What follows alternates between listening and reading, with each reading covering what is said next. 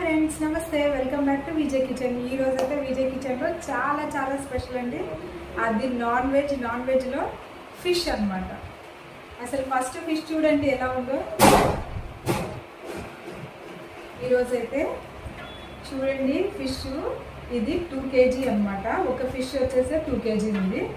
ఇంత 2 kg ఫిష్తో ఈరోజు అయితే చాలా టేస్టీగా గుమగుమలాడేలాగా ఈరోజు అయితే ఫిష్ పులుసు చేస్తున్నాం. పులుసుకి ఇలా ఉంటే కనుక చేప ఇంత బాగుంటే ఇట్లా ఉంటే కనుక పులుసు చాలా సూపర్గా వస్తుంది. చూడండి ముక్క కూడా ఇట్లా మందంగా కొట్టించామన్నమాట. ఇంకా ఇలా ఉంటే భలే ఉంటుంది. మరి ఈ ఫిష్ కర్రీ నా స్టైల్లో నేను ఎలా చేస్తానో చూద్దాం.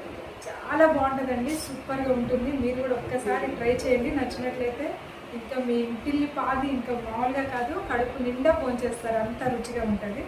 వీటికి కావాల్సిన ఇంగ్రీడియంట్స్ అయితే కొంచెం ఎక్కువ ఉంటాయి, అందుకోసమే టేస్ట్ కూడా కొంచెం పెరుగుతుంది అనమాట. దానికి ముందుగా ఎండుమిరగాయలు, దీంతోపాటు ధనియాలు, జీలకర్ర, కొద్దిగా మిరియాలు, ఒక చెక్క, దాంతోపాటు 5-6 లవంగాయలు. ఇంకా ఇక్కడికి వచ్చేసరికి కొద్దిగా కొబ్బరి పొడి అనమాట, ఎండు కొబ్బరి పొడి. మీరు ఎండు కొబ్బరిని ఇందులోనే వేసి మిక్సీ చేసుకోవచ్చు. దాంతోపాటు పసుపు, దీంతోపాటు కారం, పసుపు, రుచికి సరిపడినంత ఉప్పు, దాంతోపాటు ఆనియన్స్ అయితే ముందే కట్ చేసి పెట్టాను. దీనికి కొద్దిగా నిమ్మకాయ. ఇంకా ఇక్కడ వచ్చేసరికి చింతపండు కొద్దిగా తీసుకుంటున్నాను. దీని రుచి కోసం నేను అందుకోసమే ఇక్కడ ఇంకొంచెం ఒక 1/2 చెక్క వేస్తాను, నిమ్మకాయ. ఇంక ఇక్కడైతే మన చేపలు రెడీగా ఉన్నాయి. చేప తలకాయ చూస్తుంటే మాత్రం మామూలుగా లేదు, చాలా బాగుందనమాట. ఇంక ఇప్పుడు దీన్ని అయితే ముందు ఫస్ట్ వీటిని క్లీన్ చేసుకుందాం.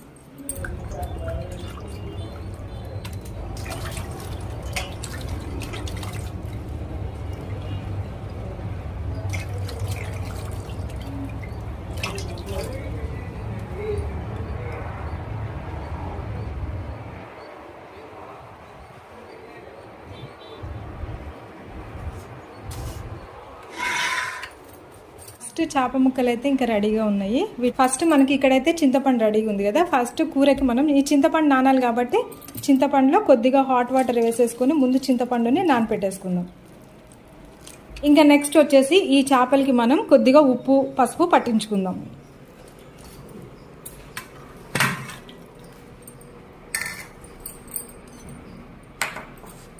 వీటికి కొద్దిగా ఉప్పు చల్లేసుకుందాం.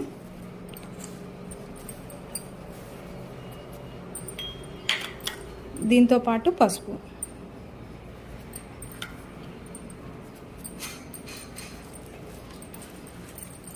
కర్రీ చేసే వరకు టైం పట్టింది అనుకుంటే కనుక చక్కగా ఇవన్నీ పడతాయి కాబట్టి, ఉప్పు పడుతుంది కాబట్టి ముక్క అనేది పాడవదు అనమాట. ఫ్రెష్గా తాజాగా అట్లాగే ఉంటుంది. అందువల్ల ఇవి ఉప్పు వేసుకుంటాం. సరే, ఇప్పుడైతే ఇవి రెడీ అయిపోయినాయి. వీటిని పక్కన పెట్టుకుందాం. ఇంకా దీన్ని పక్కన పెట్టేస్తున్నాను. ఇప్పుడు ఈ మసాలా దినుసులు మొత్తం మిక్సీ వేసుకొని పౌడర్ చేసుకోవాలి.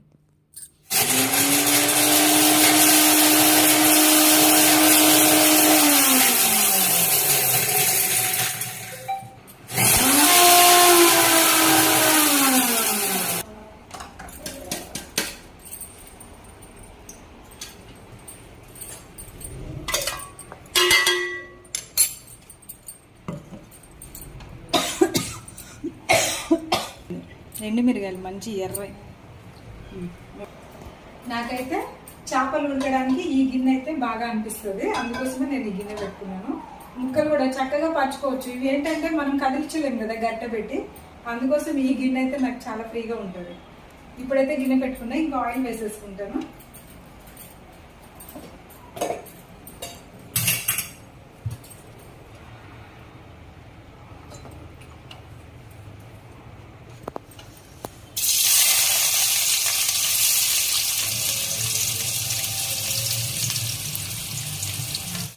ఉల్లిపాయలు బ్రౌన్ షేడ్ వచ్చే వరకు వేపుకోవాలి.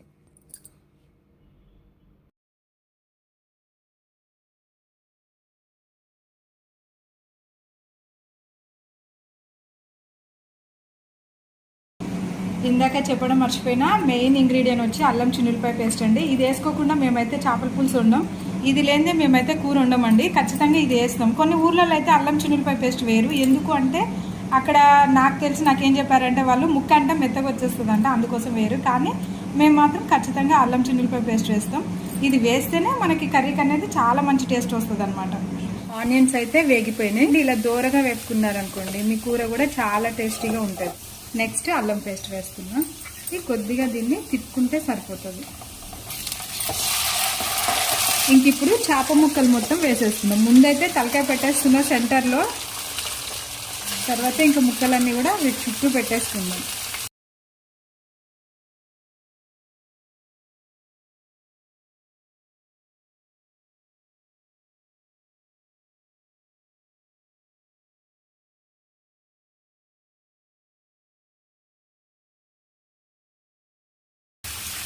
ఇంకా వీటిని అయితే ఫస్ట్ ఒకసారి కలిపేస్తుంది. ఇప్పుడు ఆయిల్ తగిలి వీటన్నిటికీ కూడా ఫ్రీగా తిరుగుతాయి అన్నమాట. ఒక 1 మినిట్ వరకు ఇలా ఉంచుకుందాం. ఇంక ఇప్పుడు మనం మసాలా పౌడర్ చేసుకున్నాం కదా, ఆ పౌడర్ మొత్తం కూడా కూరలో వేసేసుకుందాం. ఈ మసాలా పౌడరు మన కర్రీకి చాలా మంచి టేస్ట్ ఇస్తుంది.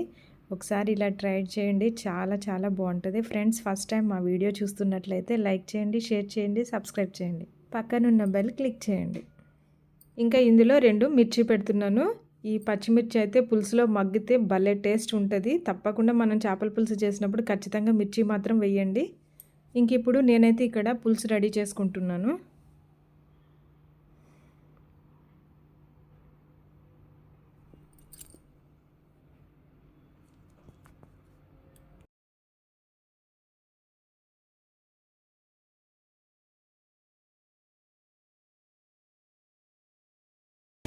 ఇది మనం 2 మినిట్స్ ఉంచుకున్న తర్వాత ఇప్పుడైతే కొబ్బరి పొడి వేస్తున్నాం. కొబ్బరి పొడి, కొద్దిగా పసుపు వేస్తున్నా. ఇందాక ముక్కల్లో వేసుకున్నాం. ఇప్పుడు ఈ పౌడర్ ఇవన్నీ కూడా కలిసిపోవాలండి. అందుకోసమే మనం ఇంకా ఇప్పుడు పులుసు వేసుకోవాలి. ఇప్పుడు మనం పులుసు వేసుకుందాం. పులుసు వేసుకుంటే ఇప్పుడు మనం వేసుకున్న ఈ పొడి మొత్తం కూడా చక్కగా ఉడుకుతుంది అన్నమాట.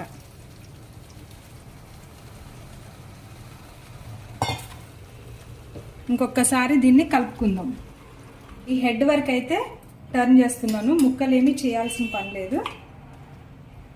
ఇప్పుడే చేసుకోవాలి, తర్వాత ఉడికే కంటే మాత్రం అసలు కుదరదు అనమాట. అటువైపు బాగా ఇది ఉడికిపోయింది, బాగా వేగింది. ఇంకా అందుకోసం దీన్ని టర్న్ చేసుకున్నా. తర్వాత ఉడికితే ఇంకా అస్సలు కుదరదు, మొత్తం చిదురు చిదురు అయిపోతుంది. ఇంక ఇప్పటి వరకే అనమాట.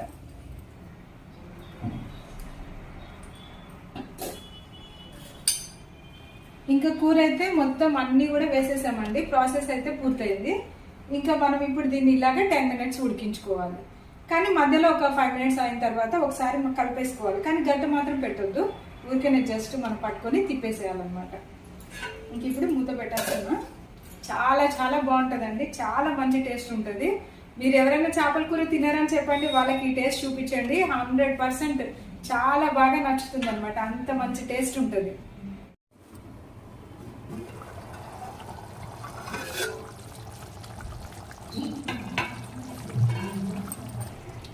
కొద్దిగా ఉప్పు అయితే వేసుకుంటున్నాను. నిమ్మకాయ తీసుకున్నాం కదా, ఒక హాఫ్ చెక్క అయితే వేస్తున్నాను.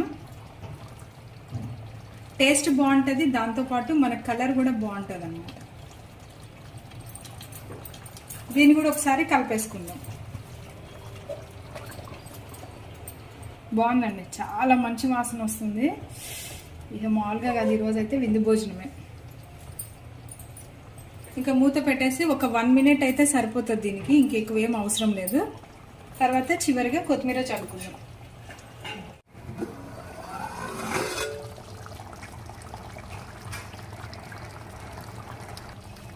ఇంకా కూర అయితే రెడీ అయిపోయింది. ఇంకా కొద్దిగా కొత్తిమీర వేస్తున్నాను.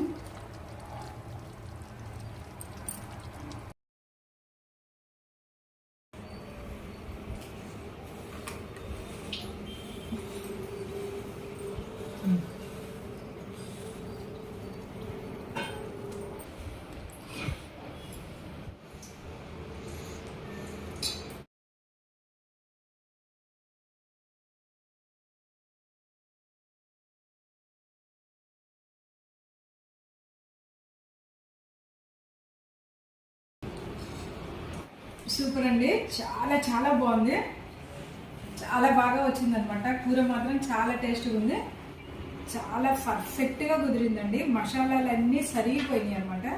చాలా బాగుంది, టేస్ట్ బాగుంది.